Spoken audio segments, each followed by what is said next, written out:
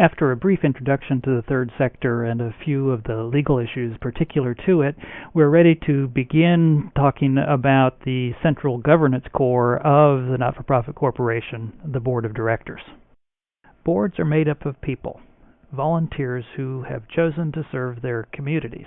Traditionally, there have been two categories that have been the primary source of board members. The first has been experts, for example, lawyers and accountants whose professional knowledge can be beneficial to the organization. The second category is people with money or people with access to money. Not-for-profits must raise funds from private donors, so people in this category have been essential for not-for-profit boards. Over the last decade or so, a number of factors have come together to make the traditional approach to board membership somewhat more difficult. First is the proliferation of not-for-profits in this country. In the period from 1994 to 2004, the number of 501c3s increased by over 60%. Even in the abstract, this is an impressive statistic. But when you stop to consider that each of those not-for-profit corporations requires a board of directors, after you do a little math, you realize that very quickly there are not enough lawyers, accountants, and people with access to money to fill all those boards. In addition, while this may be saying the same thing in a different way, all of those not-for-profit corporations also need funding. So more and more organizations are competing for a pool of contributions that is not growing at nearly the rate that the number of not-for-profits is. Over the last generation, there has been a change in the social environment that has had a profound effect upon board recruitment. Simply put, individuals and families are far busier than they were in the 1960s, and this has had a real impact on all kinds of volunteer service. And the simple truth is that being a good board member takes time. While it has been long in coming, not-for-profit corporations are finally beginning to understand the importance of representing the diversity of their constituents and of their communities on their boards. Better decisions are made when a broader range of views are represented. However, this breadth of experience is often not found in the traditional sources for board members. This has come to require new approaches to recruitment. These changes have put severe pressure on traditional board structures. As a result, around the country, not-for-profits are experimenting with new models. One of the central premises of these models is that not every person assisting an organization through committee work need be a full member of the board of directors. It is far simpler to get someone to agree to serve for a limited period of time in a limited capacity than it is to get them to make the major commitment of service on a board of directors or trustees for a period of 2 to 3 years. States have very lenient requirements as to the minimum size of a board of directors. In most states, it's as low as 2 or 3. This means that a small core group of directors can organize and supervise the work of a much larger number of people serving on committees to assist the not-for-profit. This arrangement has an additional advantage of allowing the volunteer and the organization to check each other out. I sometimes refer to this as not-for-profit dating. The organization can see how good a worker the person is, and the volunteer can make a determination about how important the mission and the programs of the organization are to them. And so out of this experience, it's possible to find new board members. The 3 models shown on the slide are just 3 examples of many from around the country that are being attempted to address the issues that we've raised to this point.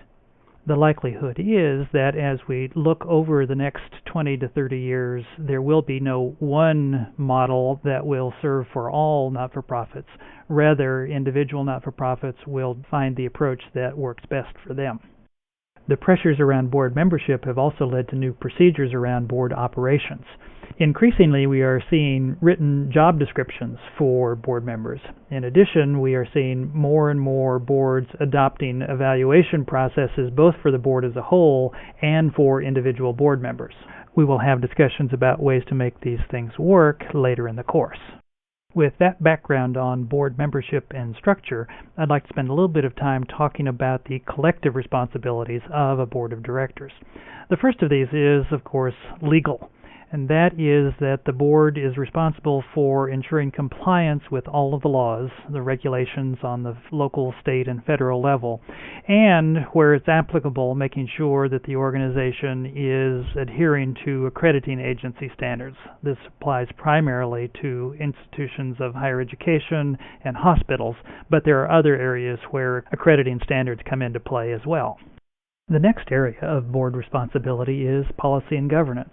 It is the fundamental role of the board of directors to develop and approve the mission of the organization, as well to ensure that the organization is fulfilling that mission. The board is also responsible for developing the plans through which the mission will be carried out, and of course it is the board's role to create and approve the policies that govern the operation of the organization. A third area of board responsibility is fiduciary. This is another word I include simply because it's fun to say. Try it at home. Fiduciary. Seriously, this is an important aspect of board governance. The financial well-being of the not-for-profit corporation is the responsibility of the board of directors. The board must review and approve the budget, as well as monitor it over the course of the year to make sure that there are no surprises. In addition, the board must play the principal role in fundraising. One of the questions I am asked most frequently is, does everyone on the board have to contribute to the work of the organization? Actually, there is only one correct answer to that, and that is yes. And let me explain. If you are approaching people outside the organization to make contributions, either grant makers or individual donors, if they ask, does every member of the board contribute, and the answer is no, they are inevitably going to say, well, why should I give? This does not say anything about how much individual board members should give. Rather, it is about 100% participation in giving. And of course, some boards place upon themselves requirements of either giving or getting a certain amount of money. And others add to that give, get, and do as a way of investing in the organization. But at heart, the principle is every member of a board of directors of a not-for-profit corporation should be directly and personally contributing to the financial health of that organization. Another area of board responsibility has to do with people.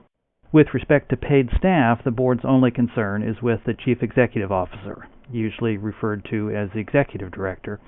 Its responsibility is to hire and evaluate the chief executive officer, whose job it is in turn to hire and evaluate any other staff that the not-for-profit might employ.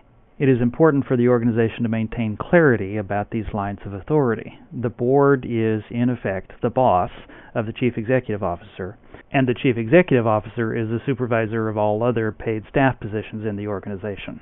It is fairly easy to understand that difficulties can arise if individual board members or the board as a whole begins to assume supervisory roles over staff who report to the executive director. Almost all boards are self-perpetuating. That is, they bear responsibility for identifying, recruiting, training, and evaluating themselves. Given how central the board is to the health of the not-for-profit, it can be argued that this role is in many ways the most critical one that a board serves. It is also one of the roles that is least understood, and in the case of evaluation, one of the least performed. It's easy to understand why people have a tendency to avoid evaluating themselves and their peers. However, this is one element of board responsibility that cannot be shirked. And we will be speaking later about some ways to make it less onerous than it might immediately appear. This last slide has been taken, with permission, from an organization called BoardSource. BoardSource was originally called the National Center for Nonprofit Boards. It is a clearinghouse for information about board governance and has expanded over the last few years to include the international realm, non-governmental organizations, civil society organizations, and hence the name change. The list you see here reflects the slides that we have just seen, perhaps in a more concise way. I also present it to you because you will run across it again. It is a list commonly presented to illustrate what boards do. This brings us to the end of our introduction to boards of directors. In some senses, it's astonishing that a system has developed whereby the essential governance of one of society's most important sectors is overseen by people who are volunteering their time. Boards of directors can, should, and do play a vital role in maintaining the health of our society. And so service on a board should be viewed as both a great honor and a great responsibility.